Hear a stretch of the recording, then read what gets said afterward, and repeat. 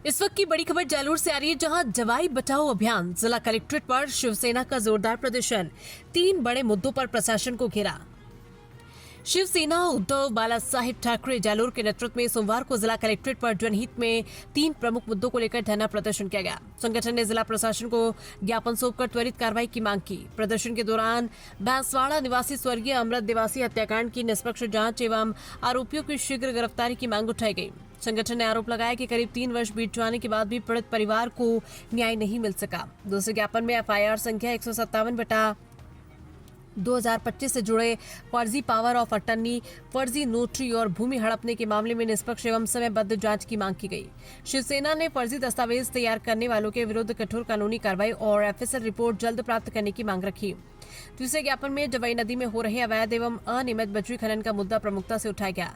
संगठन ने आरोप लगाया कि अवैध खनन से पर्यावरण, भूजल स्तर और किसानों के हितों को गंभीर नुकसान पहुंच रहा है।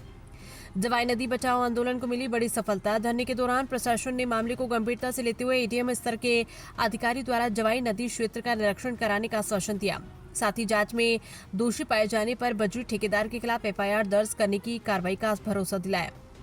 प्रशासन के सकारात्मक आश्वासन के बाद धरना समाप्त कर दिया गया। शिवसेना एवं जवाई बचाओ संघर्ष समिति ने कहा कि जवाई नदी पूरे क्षेत्र की जीवन रेखा है और इसके संरक्षण के लिए जन आंदोलन आगे भी जारी रहेगा। संगठन ने चेतावनी दी कि यदि तीनों मामलों में शीघ्र कार्रवाई नहीं हुई तो व्यापक लोकतांत्रिक आंदोलन किया जाएगा। में 2 मांगे थी। एक तो नेहा राजपुरोहित, जिसकी फर्जी पावर ऑफ अटॉर्नी से भूमि हड़पी गई और उसको 10 महीने हो गए, तो पुलिस और ये जो बागरा थाने का मामला है, पुलिस और भूमाफियाओं की साठगांठ होने के कारण उस पीड़ित को न्याय नहीं मिल रहा है। वो पीड़ित यहाँ बेचारा रोज कचहरी में 10 महीने से आता है एक पागल की तरह, और पुलिस प्रशासन है कि उनमें दया ही नहीं है। दूसरा मामला है अमृत देवासी का, जो 3 साल पहले यहाँ धरना भी दिया था और आश्वासन के बाद हमने वो धरना खत्म किया था। तो उसकी जो एफएसएल रिपोर्ट है, उनका जो मोबाइल है अमृत देवासी का, वो उस नाड़े में मिला था, उसकी नाड़े में फेंक कर हत्या हुई थी। तो वो जब्त करने के बाद फॉरेंसिक लैब में 3 साल से वहाँ पड़ा हुआ है। पुलिस ने कुछ उसमें नहीं किया है। एक गरीब का बेटा मरता है तो ऐसा होता है, और कोई अमीर का होता है तो सीबीआई जांच वगैरह करती है। तो हम यही आज ज्ञापन देने के लिए आए कि गरीबों का भी भारतीय संविधान में उतना ही अधिकार है जितना अमीरों का है, तो इनको न्याय दिलाओ, और न्याय नहीं दिलाएंगे तो हम ये धरना फिर शाम तक कंटिन्यू रखेंगे। और दोनों प्रकरण, तीसरा है जवाई नदी का, जो आपने देखा होगा अभी टेंडर होने के बाद अंधाधुंध आप कहानीवाड़ा हनुमान जी भी जाते होंगे तो पूरे पहाड़ के पहाड़ बजरियों के भरे हुए हैं।